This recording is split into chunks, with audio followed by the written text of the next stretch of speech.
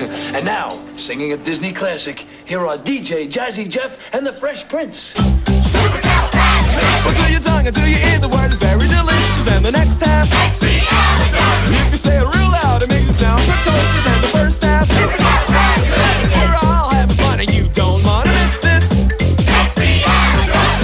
Let's take an undiddly break. It is 2:27 p.m. on Wednesday, December 19th, 2018. I'm shooting in the daytime to make lighting easier, but a little later on, I will be headed to the AMC Burbank 16 in beautiful Burbank, California, to catch a 6:40 p.m. screening of Please Don't Suck, Please Don't Suck, Please Don't Suck, also known as Mary Poppins Returns. I'm some jerk with a camera, and welcome to One Movie Later, where I compare and contrast my preconceptions and postconceptions of movies in theaters now. First of all, I would like to make one thing quite clear. Making a new Mary Poppins movie in 2018 might be the single dumbest idea I've ever heard in my life. The word masterpiece gets thrown around an awful lot. Disney even misused the word for a line of VHS releases in the 90s. Melody Time is no one's masterpiece. But in classical art, the word has a very specific meaning. It refers to an artist's single greatest work. Not just their best work, that's subjective, or even their most impactful work, but something generally produced towards the end of their career which represents the culmination of their life's work. Everything they've done, everything they've learned, every skill and instinct they've amassed over their years of artistry, it all goes into one singular exemplary work. Da Vinci had the Mona Lisa, Michelangelo had the Sistine Chapel ceiling, Brad Pitt had Christoph Waltz's forehead, the Beatles had You Know My Name, Look Up the Number, and Walt Disney had Mary Poppins. For all intents and purposes, it really was his masterpiece in every sense of the word, and he knew it. Released a mere 2 years before Walt's death, it was basically the last film that he had tremendous personal involvement with, before focusing the lion's share of his attention on that wacky new Florida project. Mary Poppins was the culmination of 40 years of filmmaking. Everything the studio had learned about storytelling and spectacle and musicals and animation and choreography and cinematography and special effects and stop motion and animatronics. They poured it all into Mary Poppins, and it's all up there on the screen. And underneath all the spectacle, you have this really affecting, engaging story about learning to take joy in life and the importance of charity and not being so fixated on money and decorum all the time. Which I can only imagine struck a huge chord with Walt, who famously considered Feed the Birds his favorite song. And the world showered him with praise for it. It was the highest grossing movie of 1964. It won 5 Oscars and was nominated for 8 more, including Best Picture, and it brought back the big lavish Hollywood movie musical at a time when it looked like that genre was on its way out. And the darn thing holds up. It's not just the nostalgia goggles talking. It remains a once-in-a-lifetime, practically perfect in every way miracle movie that almost everyone loves. Almost. And now, 54 years later, Disney's current reboot happy management is just gonna say, yeah, that beloved milestone from everyone's childhoods, pretty sure we can top it. And yes, it has in fact been 54 years. More than half a century. To put that in perspective, the length of time between The Wizard of Oz and Return to Oz was only 46 years. Hell, in the original, Mr. Banks sang, "It's grand to be an Englishman in 1910. So just as much time has passed between the original and the sequel as the original and the time period it was depicting. Spooky. One of the only people who did hate the original was, of course, P.L. Travers, who stipulated in her will that Disney was forbidden from ever making any more Poppins movies. But then she died and her estate was more amenable because money. And also, she was kind of an asshole. And 5 years ago, right around the time Disney was starting to make reboots of their evergreen classics, they also made Saving Mr. Banks, a biopic about Walt's dealings with Travers. Which at the time, I took to mean, okay, we recognize Mary Poppins is unassailable, we know we can't improve upon it, so we're gonna do this instead. but then, no, they actually are trying to improve upon it. So, who's they in this case? Well, the director is Rob Marshall, who certainly knows his way around a musical, but to my mind has directed exactly one truly great film and a whole bunch of stuff that ranges from meh to bleh. Emily Blunt is playing Mary Poppins, which is pretty good casting on paper at least, though in the trailer she's affecting much more of a hoity-toity, aristocratic, blue blood, yes accent. Julie Andrews was polished but firm. Blunt is making her sound like a caricature of the royal family. I've come to look after the bank's children. Us? Oh yes, you too.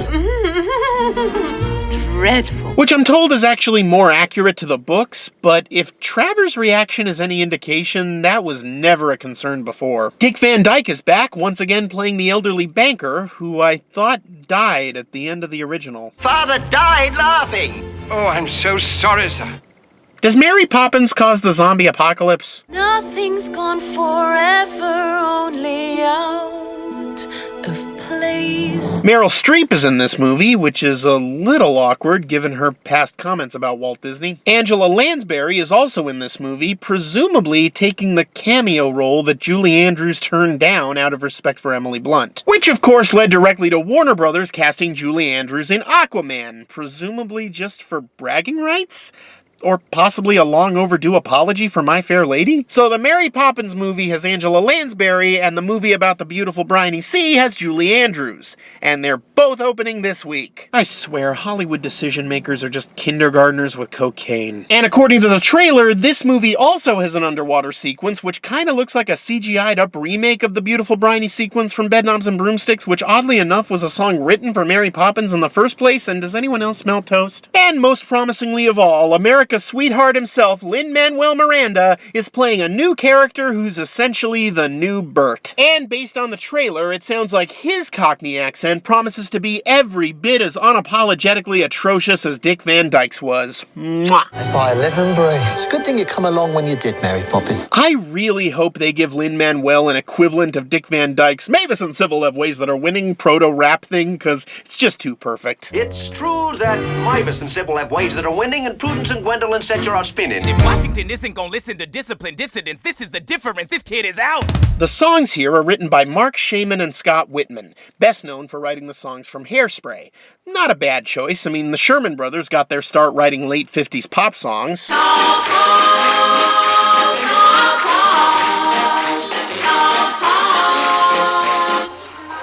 The hell am I looking at? So why not get the guys who wrote pastiches of late 50s pop songs to write pastiches of the Sherman Brothers? I've been trying to avoid spoilers like the plague, but I couldn't resist listening to that new Trip a Little Light Fantastic song, and god damn if they didn't nail the Sherman Brothers sound. I know the songs from Mary Poppins, and Senator, this is a song from Mary Poppins. The sequel takes place about 20 years after the original. Jane and Michael are now grown up and played by Holly Shiftwell and Paddington. Michael has kids of his own, and his wife is dead. Remember when Mary Poppins was one of the only Disney movies without a dead mom? Neither do we! And apparently Michael has unaccountably turned into his dad? So you've been off filling the children's heads with stuff and nonsense? He personally went up chimneys and into cartoon dimensions as a child, and now it's all stuff and nonsense?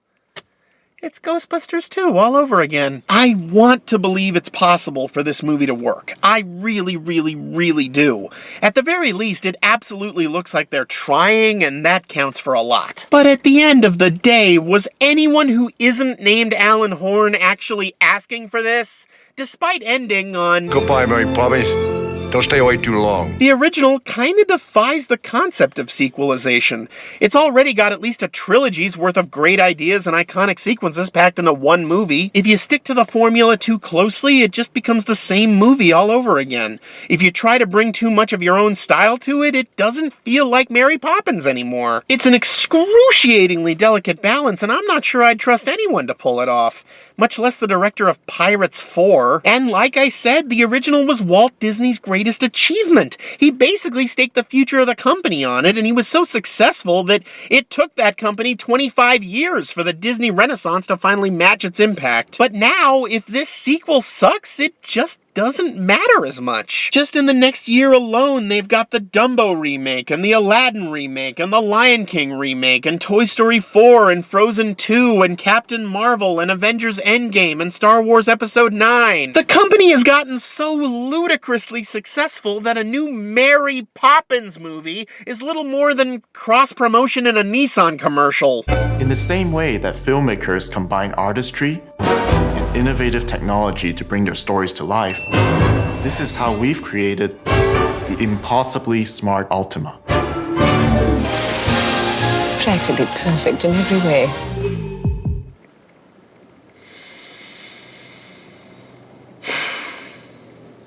So what does this have to do with the parks? Well, not a lot, because despite its importance in Disney history, and despite a constant meet and greet presence in the parks for the last half-century, there has never actually been a Mary Poppins ride. Unless, of course, you count that one scene in the Great Movie Ride, and that's not even there anymore. They almost built a Mary Poppins Dark Ride when they were developing the Magic Kingdom, but then the budget got cut and it was cheaper to just clone the dark rides from Disneyland. And Imagineering legend Tony Baxter famously pitched them a Mary Poppins Dark Ride design before he even worked there, in which you'd board a carousel horse and it would jump off the carousel and serve as your ride vehicle. But now with this sequel coming out, interest in a Mary Poppins ride has been renewed, and it's rumored that the UK Pavilion at Epcot might finally be getting a Mary Poppins spinny thing. That's it. Dinosaur has its own e-ticket ride, but the greatest and most acclaimed triumph of Walt Disney's career gets a spinny thing? Over 50 years later? Don't they still have the vacant Millennium Village building right next to the UK Pavilion? For God's sake, the profits from the original Mary Poppins practically paid for the Florida swampland that became Disney World, you ungrateful bastards. And yet the movie that contains the line, "I'm Mary Poppins, y'all," got its own ride before Mary Poppins did. I'm Mary Poppins, y'all! By the way, since Mary Poppins apparently exists as a movie in the MCU, I consider Saving Mr. Banks an MCU movie. No one can convince me otherwise. You know, I make fun of angry fanboys all the time who whined about the Ghostbusters reboot and the new Star Wars movies with their, my childhood, but I guess I'm a hypocrite because that's exactly what Mary Poppins means to me. And what I need to remind myself is, Mary Poppins Returns was not made for me. It was made for the kids of today. Intellectually, I accept this. Emotionally, that's another story. Ideally, I wish they had just left this alone. But since wishes don't come true, I guess I just need to hold my breath, cross every possible appendage, and hope to every possible god this doesn't suck.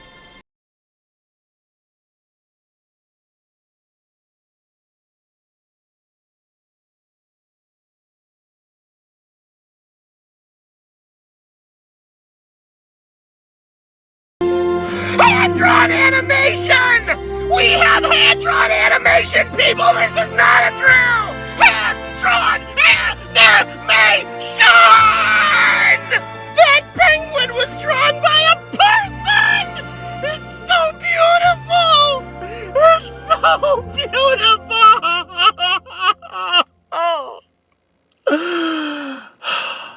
I'm ready, let's do this. Superheroes owned by Marvel now are owned by Disney. All the freaking fanboys are all throwing such a tizzy. Okay, introduce yourselves, starting here, I suppose. I'm Dave. I'm one of the white guys who shows up in these videos sometimes. Don't know why you had to bring race into it. Luke. Hi, I'm Luke, one of the males who shows up in these things sometimes. Hi, I'm ERIKA, and I am a Mary Poppins fangirl. Hi, I'm Emily, and I'm practically perfect in every way. Of course you are. And I'm Morgan, one of the females who shows up in these videos from time to time. We are actually breaking protocol a little bit on this particular edition of One Movie Later because generally I like to have a room full of people who have just seen the movie for the very first time. Emily, however, could not join us for the movie tonight. She had a prior engagement, but it's okay because she actually saw the movie several weeks ago. Tell them how, Emily. A friend of mine was leading a Q&A after a screening of the film on the Fox lot. So it happened to be my birthday weekend, so she kind of pulled a few strings. We got to see the film, and then after the film, the cast came out, so Rob Marshall and Emily Blunt and Lin-Manuel Miranda. And then afterwards there was a lovely reception outside, and got to meet Emily Blunt and Lin-Manuel Miranda and Rob Marshall. So freaking cool. Yeah, it was pretty cool. So I'm basically having her on the show so I can gloat that I have cooler friends than you. So. We're all close to them by proxy, you know. Absolutely. And I had an in with Lin-Manuel Miranda because my best friend's husband took the Hamilton silhouettes. So they're best friends now. We're just you know. Ooh, get to hang out with Lin-Manuel Miranda. Yeah, that's what we call it. No big deal. We're her much less cool friends. Yes, indeed. Hey, it's like you're entitled to it. It's true. What do you think? You have Miranda rights? Oh no. Get out! Yeah, Luke, go Get ahead. out of your own apartment. Go, no! Yeah. Bad Luke, no biscuit. So we just saw Mary Poppins Returns. I want to know what everyone thinks. Okay, well, the good news is it doesn't suck. I liked it. I'm not saying I didn't like it. I wanted to love it, and I didn't quite get there for reasons that I'm sure we'll get into, especially in spoiler territory. I'm going to take this moment to completely out Tony as the one person who was dancing more than anybody else in that theater, so take what he says with a grain of salt. I've never seen a movie in my life, and I don't have to stand for such unfounded allegations. I bet it was Triple Little Light fantastic. That was one of them. Okay, I loved the songs. The musical numbers in general. The songs were amazingly written. The choreography was so great. Every time a song ended, we applauded. And when was the last time you actually did that in a movie theater? There's an overture. There were some rhymes in the songs where that almost felt Tom Lehrer-esque. And yes, I was dancing in the theater, Erika. Yes. I do not deny that, because the songs were amazing. Yeah. I love that the music is evocative of the original with DNA of the themes throughout. I was really worried, you know, like the ABBA, Mamma Mia sequel, they just do the entirety of Dancing Queen all over again in the sequel, and it's like, cool, I already saw this in the original, but nobody cares. And I was worried that was going to happen in this. I was worried it was going to be like spoonful redo or something, but they never did. I didn't do super nerd research into this movie before seeing it. When the opening credits rolled and I saw that one of the main people involved with this music was Mark Shaman, I went, oh, snap! Yeah. It's Mark Shaman, because growing up in the comedy boom, anytime anything comedy was happening, chances are Mark Shaman was involved. Like if someone on HBO needed a piano player, like Kevin Meaney to do a bit, it was always Mark Shaman. Wrote that silliness. He did the South Park movie. South Park Big Longer Cut. Sister Act. Adam's Family Guy. Hairspray. Yeah. The NBC show Smash, which I really like. There's some great songs in there. He wrote Let Me Be Your Star. They always animate him on South Park. He's that guy like... that guy. Like, seeing that he is such a comedy guy, I was worried that the songs would sound too much like parodies of the Mary Poppins songs. I was worried we'd get like Animaniac style sound-alikes to Mary Poppins songs. And fortunately, we didn't get that. We do have a lot of equivalent songs to songs in the original movie. The structure of this movie is practically identical to the original. Okay, we need this song, and then we need this type of song, and then we need this type of song. Maybe that ultimately was a good move to make it just like the structure, because if you're working on shaky ground, it works to at least know what your roadmap is, I suppose. It gives it the same DNA as the original, but actually I think this is a wildly different story than the original. Every time it cut back to the plot, I was just so bored. I don't think Mary Poppins needs a plot. It's just... Well, Mary Poppins always had a plot. There was a plot. I mean, the original had a bit of one. The original was more of a character arc than a point A to point B plot. Yeah. And it was a character arc for George Banks. The plot kind of wasn't the point. Here, they're kind of trying to make the plot a point by having plot points. What's so magical about the original Mary Poppins, and what was magical about the best sequences in this one, was the sheer imagination behind them. They even kind of spell that out, explicitly in the song Can You Imagine That, about how important imagination is. Mary Poppins is basically good Figment. She's 83 to 98 Figment, basically. Yeah. I'm gonna have to forget you said that, because I enjoyed this movie, and I am not associating any part of it with the purple menace. But here's the Somewhere, somehow, Charlie just sniggered to himself. Yeah. I heard him. I said good Figment. We got off track. Let's put the train back on the freaking track here. All right. We went on a whimsical adventure, and now back to plot. The original was so imaginative, and the best sequences in this are so imaginative, that if you're gonna put a plot in a Mary Poppins movie, it had better be the most imaginative plot we've ever thought of, and this was not. If it had either a less predictable plot or no plot at all, I would think a lot more highly of it. As it is, the individual sequences are fantastic, the musical numbers are wonderful. I was, dancing in my chair in the theater at almost every one of them. The fact that it chose to have a plot, and that plot was so predictable, really kept it from reaching greatness for me. I wanted to love it, and instead I just like it a lot. The fantastical sequences in this movie tie more directly to their real-world struggles than any of the fantastical sequences in the original. I couldn't really tell if I liked that or not. I was like, oh, that's a different direction to go. Well, then you're just doing Walter Mitty, basically. You're doing the Ben Stiller Walter Mitty movie, and no one wants that. It does its damnedest to push back against it, but it's being crushed by the weight of studio notes. It felt like executives were saying, well, you gotta have 2 action sequences. It's Mary Poppins. You don't need action sequences in Mary Poppins. The original's big climactic ending was a man walking to a bank and then going insane. That was there blowing up the Death Star. When you were a little kid watching Mary Poppins, when did you tune out? Mr. Banks. Well, when Mr. Banks would go to the bank. But even then, you had Dick Van Dyke as the old man falling down and sure, getting but that caught by part scared me. I love that stuff. I love the slapstick but see, of that's it. the thing. I feel like there's no in between here. It's like it's either got to be completely different or just a complete remake. And being a complete rehash would not have worked. Well, that's the problem with making a new Mary Poppins movie in 2018. It's getting crushed by expectations. I have to say, I think those problems will fade with time. This was a movie that was fighting for its right to exist. Yeah. I would love to see this with some kids. I mean, I don't even remember the first time I saw Mary Poppins. I was so little. I felt like a child watching it. I really had a magic. I'm just saying. At the best moment, so did I. You can feel how you feel. I'm just saying how I feel. I said this in the intro. I realize this movie is not necessarily made for me. It's being made for the kids of today.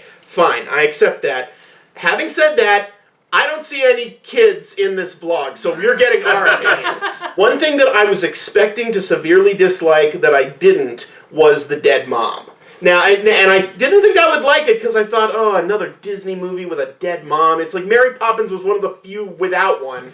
But here's what made it work. Yeah, a lot of Disney movies have dead moms, but very rarely do they actually deal with the theme of loss the way this one does. Yeah. The lengths they went to actually be emotionally honest about what it feels like to lose a parent in general, but also lose a mom, which I've gone through. The dad is singing about loss. Mary is singing about loss to the children, saying that it's okay. The song where she sings "The Place Where Lost Things Go," it's like I was crying at that one. I was dancing at the peppy songs, and I was crying at that one. It isn't a long ago sort of loss. Right. Like, this happened within the last year, and it's clear the family has not adjusted. And they so rarely bring that up in Disney movies. Like King Triton never mentioned Ariel's mom. And she delivered 8 kids for us. The Sultan mentions Jasmine's mom once. Her mother wasn't nearly so picky. Maurice she was also marrying a sultan. I don't think you get to be picky at and Maurice never mentioned Belle's mom until the remake, and it was horrible. I mean, I love Mary Poppins. It's one of my favorite movies of all time. Mine that being too. said, I liked the characters in this one more than I liked the ones in the original one. There were no bad performances in the movie, maybe a couple exaggerated ones, although you probably want that for a movie like this. I love that Emily Blunt isn't doing Julie Andrews. I love that she's doing her own thing, and they wrote music in her range. Yeah, she has this great sort of head tilt she gives Mary Poppins. All she has to do is just sort of stiffen slightly, and you can feel the disapproval just radiating off of her. It must be a British thing. I was a little worried about Emily Blunt, just because her voice was a lot more aristocratic than Julie Andrews' was, but she really pulled it off. You know, it's not quite Julie Andrews what she's doing in this movie. it is her own thing, but it works. It works for the character. It's another take on Mary Poppins, which feels equally valid. Right. One thing that comes to mind when I think of Julie Andrews as Mary Poppins, and I'm certain this is what P.L. Travers really didn't like about the character, is that because she came from a stage background, she was playing to the rafters. And she was just so full of life and vitality and all this youthful energy that you could just, it didn't matter how prim and proper she was presenting. Like, she was about to go play The Sound of Music and sing to the hills. And she was probably like 10 years younger than Emily Blunt is probably, now. Because it was her first movie. Right, so this is in older Really? I didn't know that. Mary Poppins. Oh, yeah, it was... No less magical, but she's a bit more subdued, and she's here to do a job. She was doing a callback to Julie Andrews, but was Mary Poppins herself. Mary Poppins is a legacy, and she's eternal, and that she gives what families need, and she's not one thing. Her legacy keeps living on in different ways. How great was Lin-Manuel in this movie? I was not expecting to like him as much as I did. It's his first movie, just like Julie Andrews. Mary Poppins was her first movie. And just like Julie Andrews, he comes out and he's just so full of all this life and optimism, and he's just So what you're saying is that he did not throw away his shot? Nope, not even a little. He was just so excited such a to be there. Musical theater nerd. He has no chill. And so we love here's the sweet thing about him is that he was seated like not near us during the movie. He was like seated the row right across from us, and we sat in the back. And he was seated with like his niece like on his lap. And most of the actors, they don't watch the movies before they do the Q&A because they've seen them a lot and they have to do a lot of events. And this was his second time seeing it. This was a month ago, and he's like, I don't care. I love this movie. I'm gonna see it over and over. Like he is so happy to be there, and it would be so easy with the wrong actor to make that part like like Jimmy Fallon-ish, like looking at the camera and being like, "Isn't this dumb?" But he plays it so earnestly. The twinkle in his eye. It's almost like if you stop being ironic, things can be good. And that's kind of, I feel, what a lot of the vibe You're on the wrong YouTube channel. The Michael in this movie was Ben Whishaw, See, he was heartbreaking. He was bringing the feels all movie. Man, he breaks your heart, I gotta say. It's Ben Whishaw, so this is just another chapter of Cloud Atlas, but... Oh, no. And Tom Hanks is there as Walt Disney making the movie. Anyway. The little connections to the original, like Ellen, the housekeeper, is still there. I was played by Julie Walters. And she's Julie Walters and Admiral Boom. I was into that. David Warner as Admiral Boom was excellent. Yeah. I love that. Even Miss Lark still walking in the park with a different dog now because presumably Andrew is long gone. Meryl Streep was there going num num num on the scenery. She chewed through whole London city She was blocks. taking that pole. I sometimes get like Meryl Streep fatigue because she's so good. It's like, enough already. Get a new thing.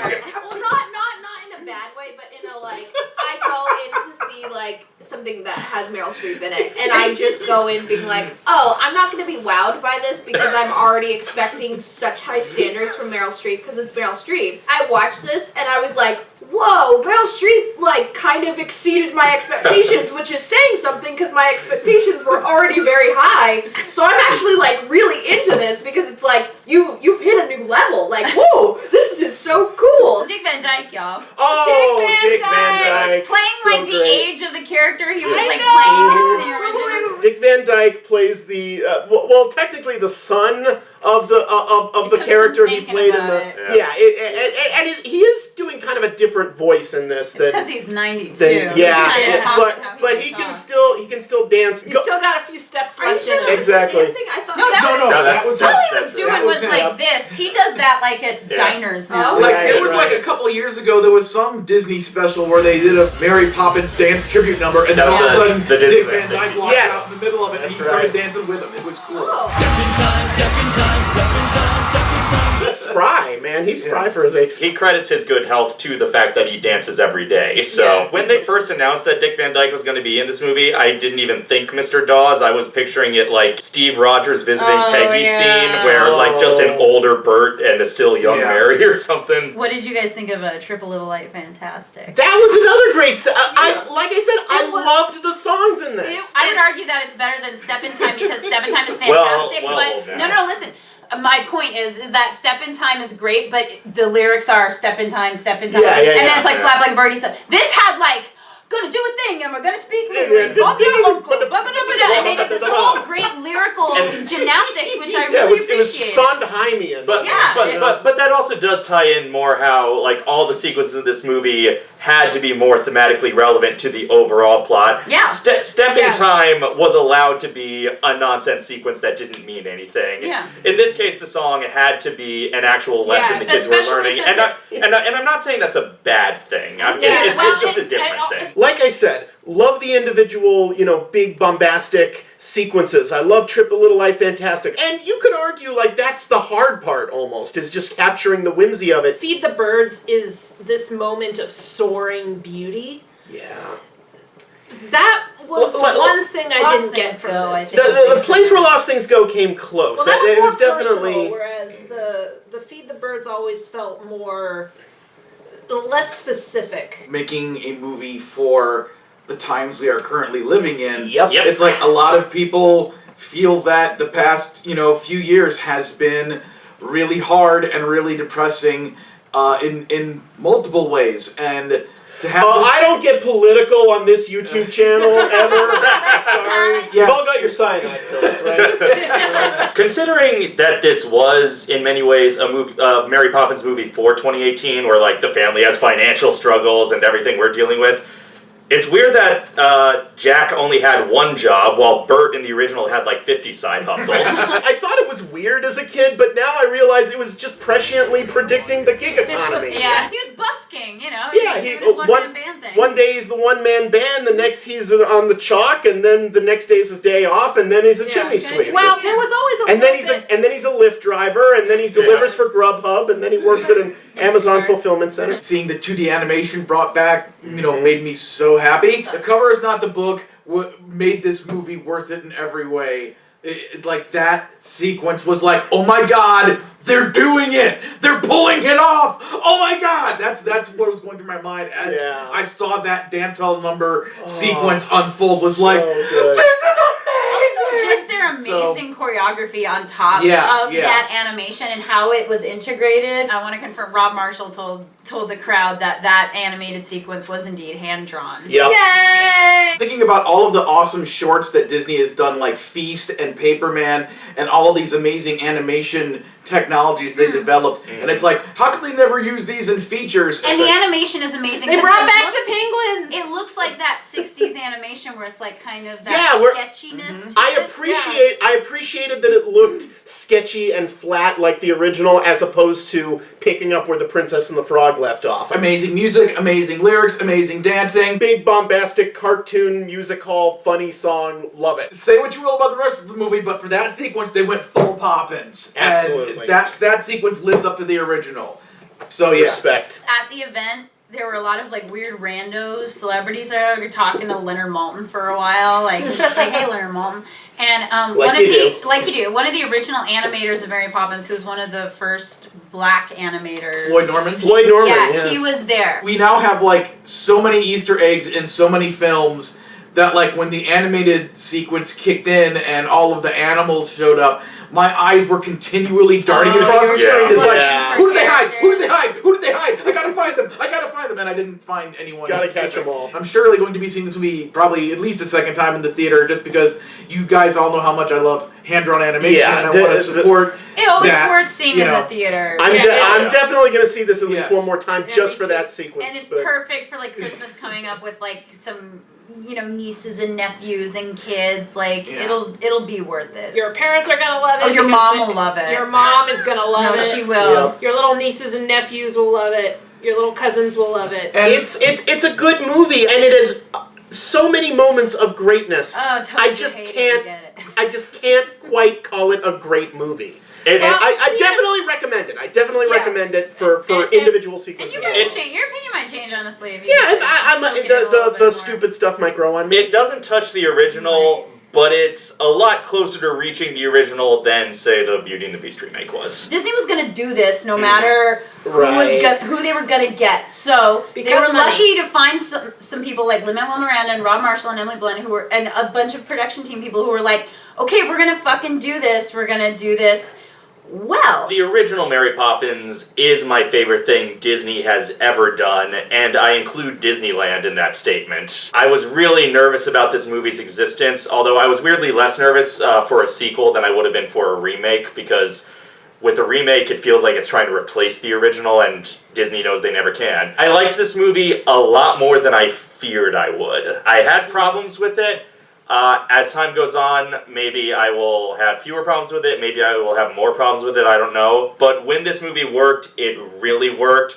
I have had a rough couple of days, so I was just ready to be swept away in the emotion of cartoon magic and Sherman-ish songs, and on that front, the movie did not disappoint. I am glad I saw it. I love this movie so much. It felt like going to the theater. You did go to the theater.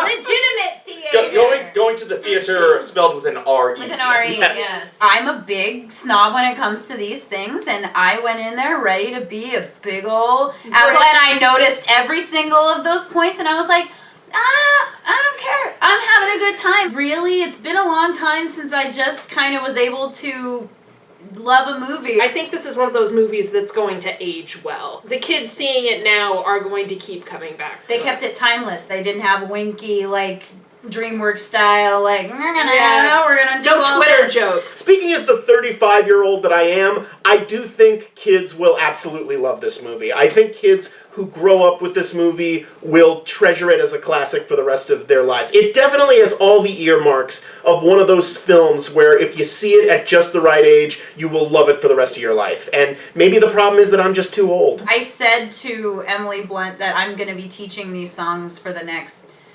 I don't know, forever. I think they're going to be timeless. They're going to be great for kids, which means they'll be able to do them forever and teach them forever.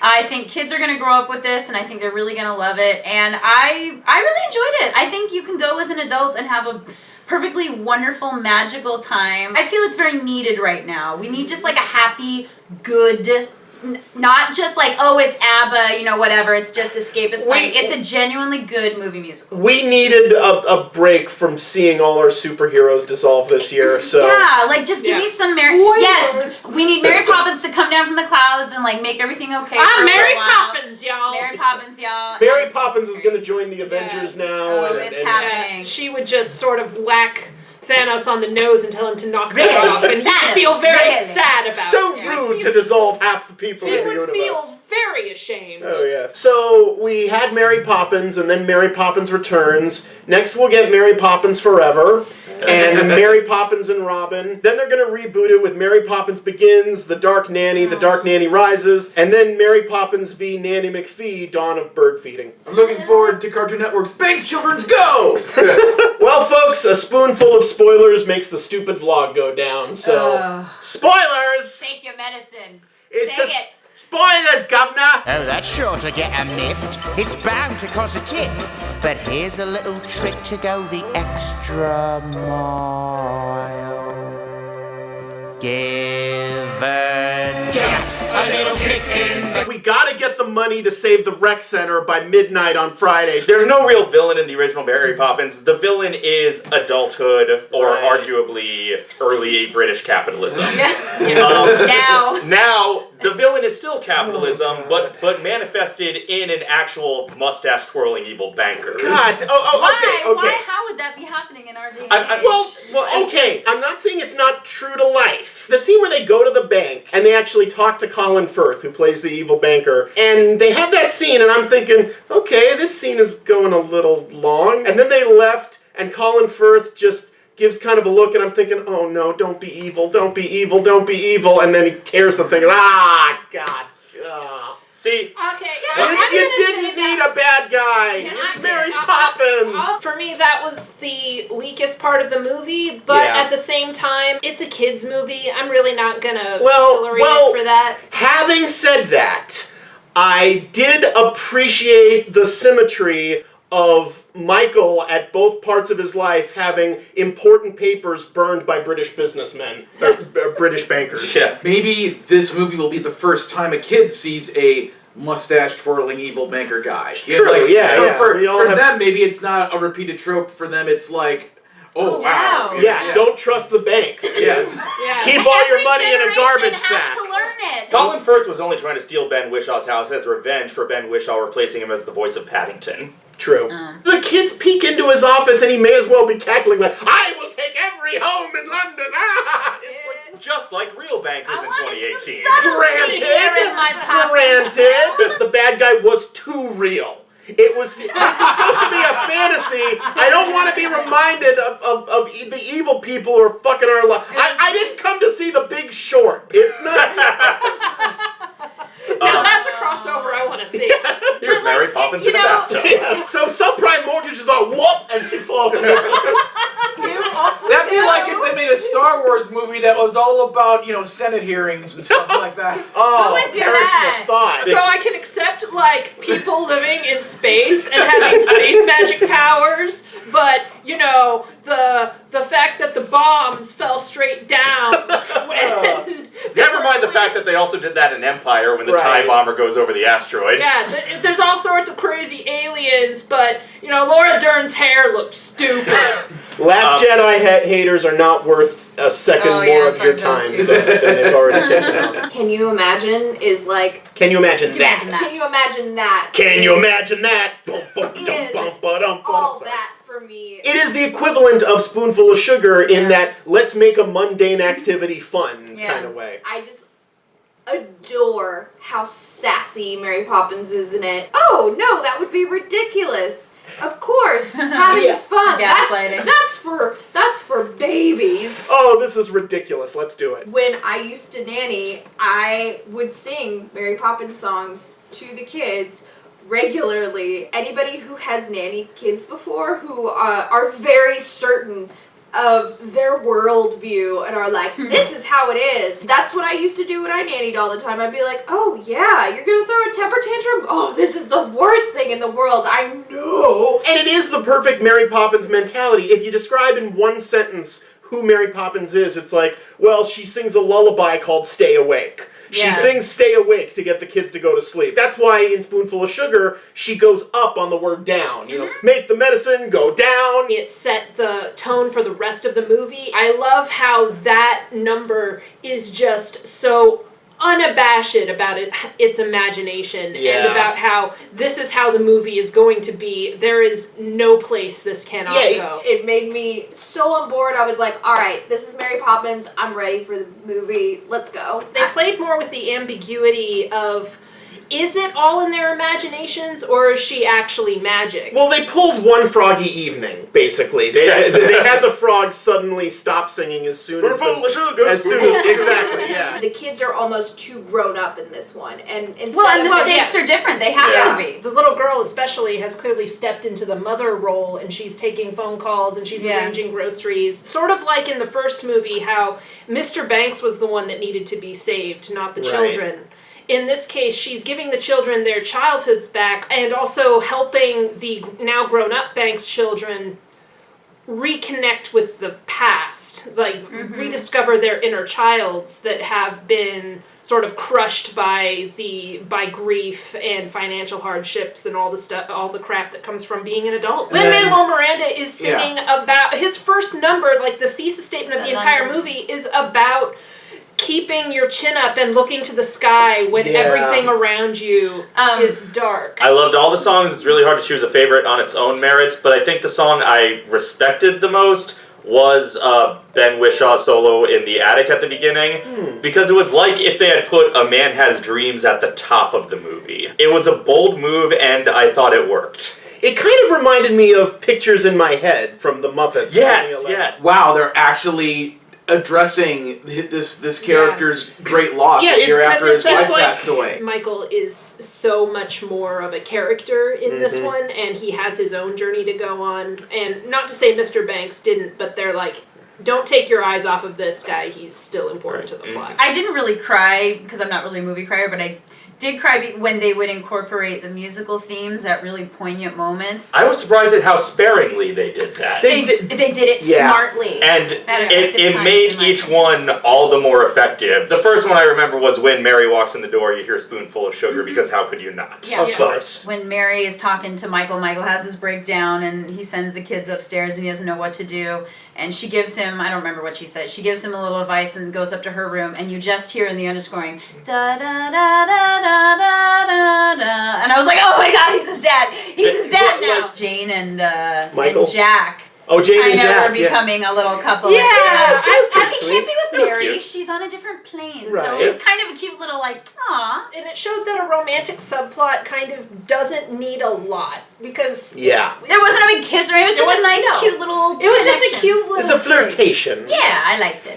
It was they're not like getting married by the end of it, but Right. you do see like, oh, these two could possibly work out. She's a labor organizer. Right. And she's fighting for the rights of working people. That's here's another the working people being awesome. Again, these little threads The to the equivalent- original. She got that from her mom. Her mom was a suffragette. Although in the original, it was a little ambivalent of what the filmmakers actually thought of suffragettes. Right, yeah. Because they were silly suffragettes. Yeah, blah, blah, blah. They did a bit of retconning because they keep saying that Jack was kind of a child apprentice of Bert. Yeah. We never saw Bert with a child apprentice in the first one, but they It was only like a month out of his life. I guess, yeah. Do we really believe Bert stayed a chimney sweep long enough to take on an apprentice? Enough to retire, apparently. Yeah. Travel the world! Bert was possibly ambiguously magical.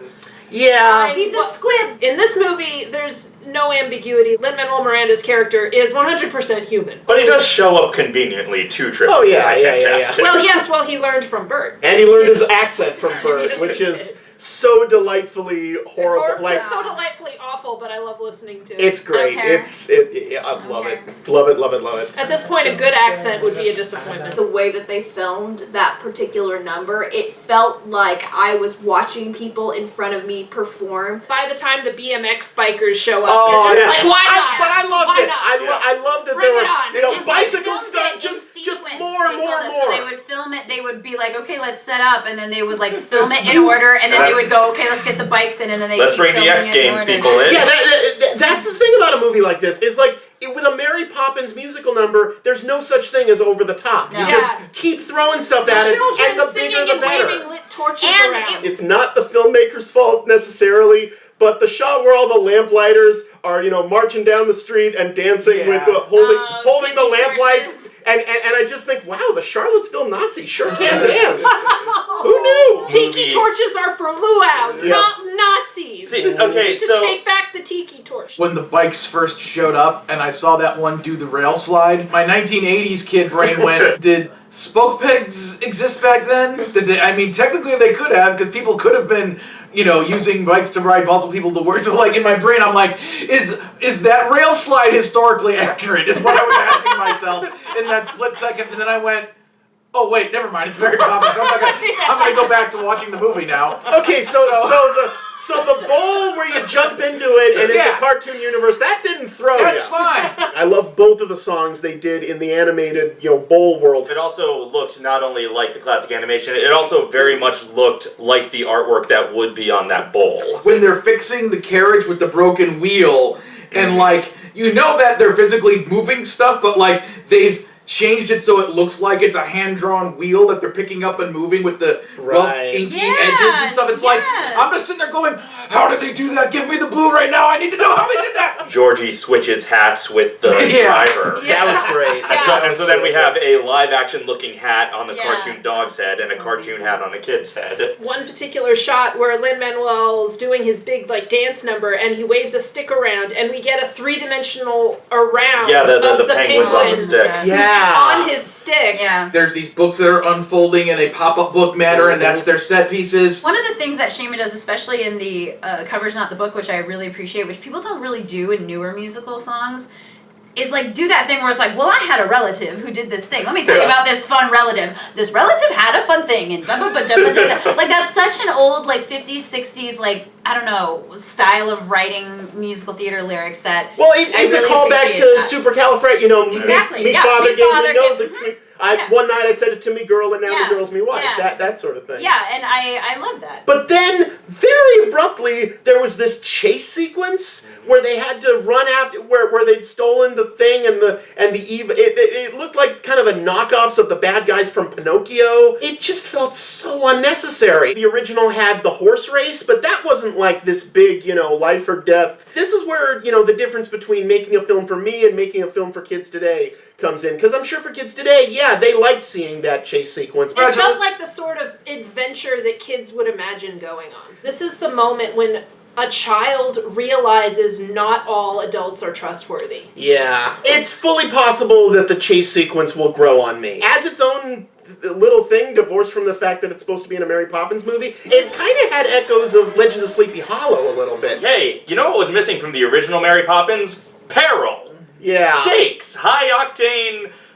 ticking clocks. Well, literally a huge ticking clock at the end of the movie, which, by the way, turned out to be completely unnecessary. It's the climax of Back to the Future. They gotta turn back time, and it involves a huge clock tower and dangling precariously from it. Lin-Manuel trying to, shut the thing off before Colin Firth notices. It was a cool thing to see, like, we're gonna use all of our lamplighter ladders to climb each other, get all the way up there, and then turn the light off, and then I don't know how to stop the clock, and then Mary just floats up there like a superhero, and just pulls the thing back, and it's like we're well, why did you go to the trouble of it? Thanks a lot. From where Colin Firth was sitting, there's no way he would have been able to see her. She could have just floated up there, grabbed it, and pulled it back without of that. She risked all those poor people's lives for nothing. It's what she likes to play God with London, and it's all for nothing because at the end, they get it to him in time, but they're missing the corner of the map to Curly's gold, and then literally they're only saved at the end by the Deus Van Dyke. So I'm glad they credited him as Navkid Keys. That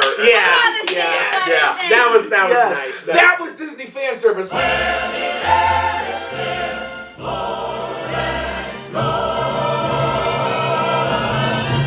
So, again, with capitalism being the villain of these movies, it was really mixed messaging that the thing that saved the day at the end was the fact that they invested the tuppence instead of giving it to the homeless woman. Yeah, that did not quite feel right to me. Mr. Banks went and invested the tuppence and it grew, and it left quite a sum for them.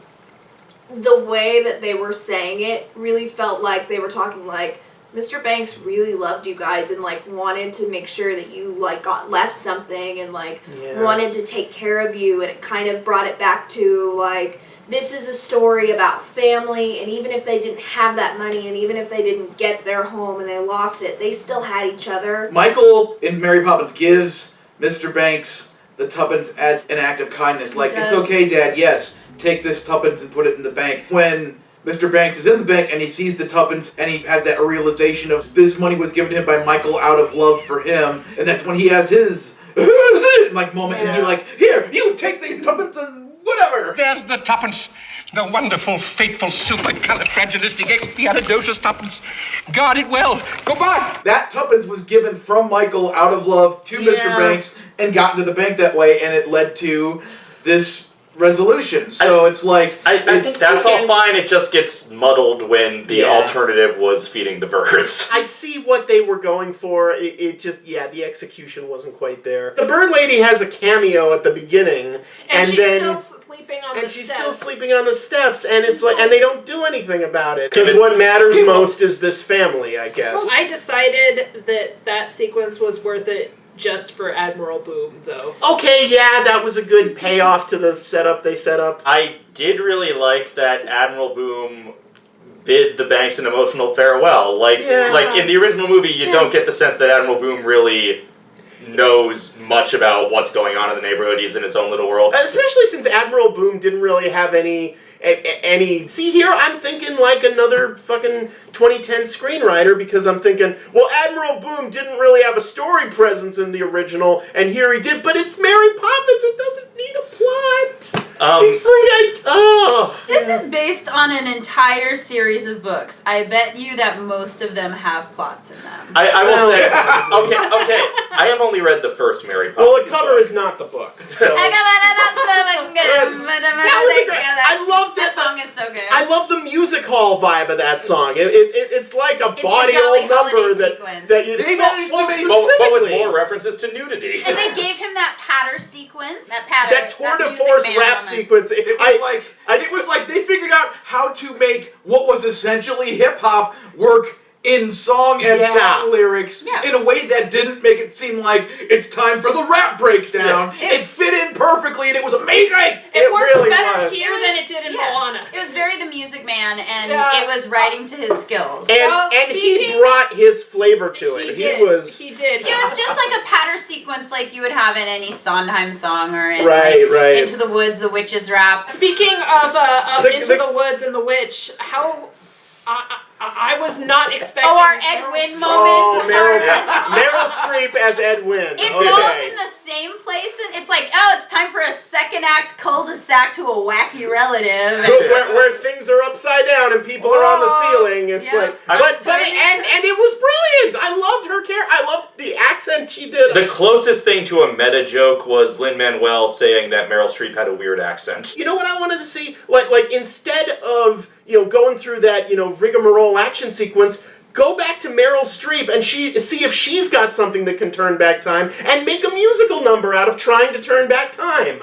Meryl Streep has worked with Cher on the Mamma Mia sequel. I only read the first Mary Poppins book once when I was a kid. My memory of it is it's mostly vaguely connected short stories. Famously, they went through the book and circled the chapters that they thought would make good songs. Like, if anything, the first movie is more streamlined than the first book is, at least in my memory. For all I know, maybe some of the great sequences in this movie were adapted from sequences from some of the other Mary Poppins books. I don't know. I've heard they were. I know Jack the Lamplighter comes from one of the books. One sort of theme that I do know comes from the books is the notion that the adults kind of forget about the magic. In the book, there are two other Banks children. There are two babies in addition to Jane and Michael.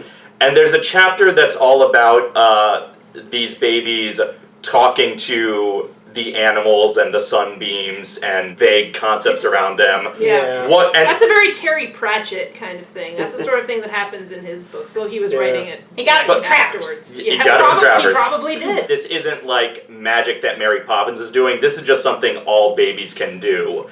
And basically the babies discover that when they get to be Jane and Michael's age, they will forget the language of the animals, and Mary Poppins is the only person who has ever grown up and still remembers how to talk to the wind. It's actually a very, tragic chapter in the book. Once you grow up, you're not going to remember what it's like to have childlike innocence anymore. Yeah. Mr. Bing Bong's going to dissolve. Exactly. This movie was about rediscovering that hope, because in the end, the Banks children, even the grown-up ones, do remember the magic. So what we're saying is... they're reminded. For a while. They do say that they'll probably Angela Lansbury's like, they'll forget tomorrow. So, shockingly enough, the Walt Disney Corporation is more optimistic in its narratives than P.L. Travers was. There's Nowhere to Go But Up, the finale song, the film's equivalent of Let's Go Fly a Kite. Right. A joyous, happy moment that feels completely earned. Seeing Michael go up and saying it's all real, everything we remembered from when we were kids is real. It gets me in the feels in a way I never thought, and seeing all these people just singing so happy and joyful, it just is like, oh right, this is what musical theater is supposed to do. It's supposed to make you feel those emotions, and that song did it for me. It wasn't just the Banks family that went up into the sky with the balloons, it was everybody. Yeah. Except for Never go over. Nowhere to go but up. Well, it's the first time we see Mary in any sort of vulnerable position. She knows that she has to leave, and even she's not sure exactly when. So taking that balloon, we see her getting her hopes up that maybe this time she gets to stay a little longer. And then it blows away and she's just sort of... Yeah. You can absolutely tell that Angela Lansbury's part was intended for Julie Andrews. Because you had that two-shot where Emily Blunt and Angela are standing side by side. It's like, well... They wanted this to be like in Django Unchained, where you see Jamie Foxx and Franco Nero right next to each other. But you know why? Julie Andrews considered it, and then she ultimately said no, because it wouldn't be like if Bert showed up. It would be Mary Poppins there with Mary Poppins. So she said she didn't want to do it so because she didn't want to distract from Yeah. Emily Blunt's And I'm gonna performance. say she might be right about that. She really might be. I mean, that was her reasoning anyway. But what it brings me to mind of is Doctor Who and those crossovers where you get multiple doctors. And since in my headcanon, Mary Poppins is a Time Lord. Oh, no. So that would just be two different regenerations standing next to each other. And that would have gone right into my headcanon. And now it's in all of your headcanons. Unless you're not me. And your headcanons need to make sure to go off on time, not like Big Ben. In addition to being a Mary Poppins sequel, this was also kind of a stealth Bedknobs and Broomsticks remake a little, because Angela Lansbury was in it, and it had an underwater sequence, and it had 3 kids, one of whom didn't really believe in magic anymore. No matter how much they saw the magic. And it had Nazi imagery with the tiki torches. Yep, exactly. Yeah, you just needed knights to fight them off. And the animated world is basically the Isle of Naboombu, because it's a bunch of, Zootopia animals, but 2D. I went into this without any particular expectations because it's been so long since I saw the last movie, and I left feeling like I wanted to grab a balloon, and I wanted to sort of hop from cloud to cloud, and then I couldn't find my car, which was a whole other thing. My point is, go see the movie. It'll make you forget where you parked your car. Yay! Because cars are only things grown-ups are allowed to drive. Yep. See, if I had a balloon, I wouldn't have this problem. Adults always forget where they leave their cars. Okay, so the credits said special thanks Jay Leno. Did he just loan them all the old-timey cars That's for the what movie? I was thinking. That's exactly what I was thinking. There's a I'm very like, good chance of it. Well, he's your best friend now, Luke, because you ran into him at Walmart once, but... That's a whole other story. Yeah. Oh, I was about to say something, and now I've forgotten what it was. Well, Tony, they do say, when you don't know what to say, all you can say is, what's the attraction? Okay, as you know, due to some horrible glitch in the Matrix, there has never actually been a Mary Poppins ride, so based on either this movie or the original movie, what do you guys think the Mary Poppins ride should be? Dave? No ride. All they're going to do is just the balloon sellers on Main Street, once they hand a kid a balloon, it's just going to flop to the ground. I think that they might develop a Mary Poppins stage show and perhaps do one of those kind of nifty theater tricks where, like, we start off with someone dressed as the classic, Jolly Holiday Mary outfit. She steps through a thing and then all of a sudden, actress comes out dressed as the Emily Blunt current version of Mary Poppins, and that way they can cover the songs from both movies in one live stage show. I agree that it's going to be a stage show. However, they're going to open the Royal Grand Music Hall, and it's going to work on the same kind of carousel of magic technology of going around, except for instead of animatronics, it's going to be a stage show with silk screens so that there are animations acting along with the characters as they do performances at the Royal Grand Music Hall, which is spinning in a circle like the bull. You guys, there is a Broadway musical, just so you know. There is a stage version. And Bert dances on the proscenium upside down. It's crazy. My attraction would be, let's go visit, be like a dark ride or a dinner experience where let's visit Mary's wacky relatives. So half the room is laughing on the ceiling with Edwin, and the other part of the room is turning turtle, and everything's upside down. And you're like, which upside down? What ceiling do you want your feet on? Poppins family reunion. Morgan. A carousel, obviously. I can't believe they haven't done that already. Well, Tony Baxter famously pitched a ride to Disney when he was in college. Oh, yeah. It would have started with you on a little carousel, but then the carousel horses would jump off and be your why your did ride. that get made? Let's just make that one. Because the world hates us. But as usual, you are all wrong. And for once, I'm actually going to be serious about this. This is what I actually think they should do. The rumors have always been they're going to build the Mary Poppins ride at the UK Pavilion in Epcot. That's not what they should do. They should build it in the Imagination Pavilion at Epcot. Mary Poppins should clear all the Figment shit out of there. Theme it around the song Can You Imagine That, and just make it a whimsical Mary Poppins ride about how awesome imagination is. Please do. It could be every adventure that they went on. So you want to learn about imagination? What a foolish thing to want to learn about, but all right. Also, I get to imagine Mary Poppins slaying that accursed dragon. Yep. Chop its Slay the dragon, Mary. Slay the dragon, step in time. Slay the dragon, step in time. Charlie's going to kill us all. So until next time, folks, what's the first half? Supercalifragilistic. Put your tongue to your ear, the word is very delicious, and the second half. Expialidocious. Say it real loud, it makes you sound precocious, and the first half. Supercalifragilistic. We all having fun at you, don't want to miss this. Expialidocious. Let's take an diddly break. Diddly diddly diddly diddly eye. Diddly diddly diddly diddly eye. Diddly diddly diddly diddly eye.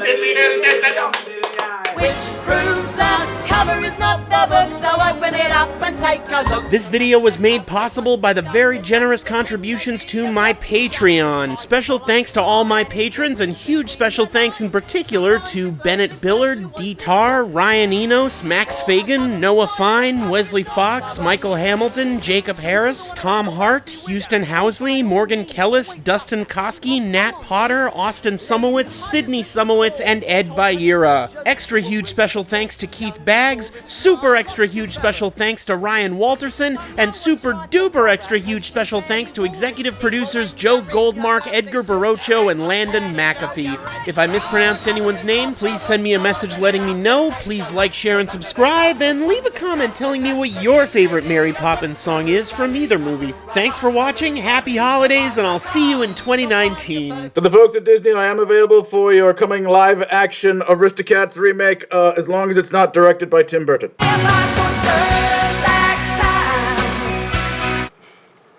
Oh, hi guys. It's just me, Bumblebee.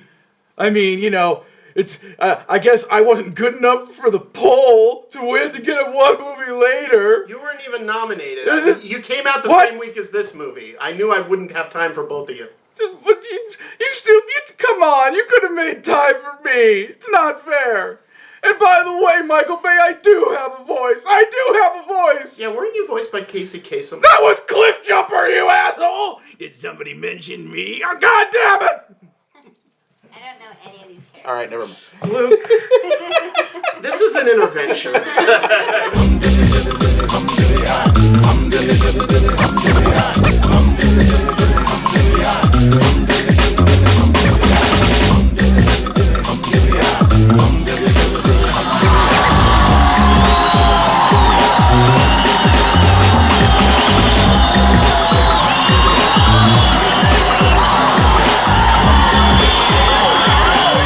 Folks, it's time to go. Thanks for joining our celebration of Disneyland's 35th anniversary. I had a great time.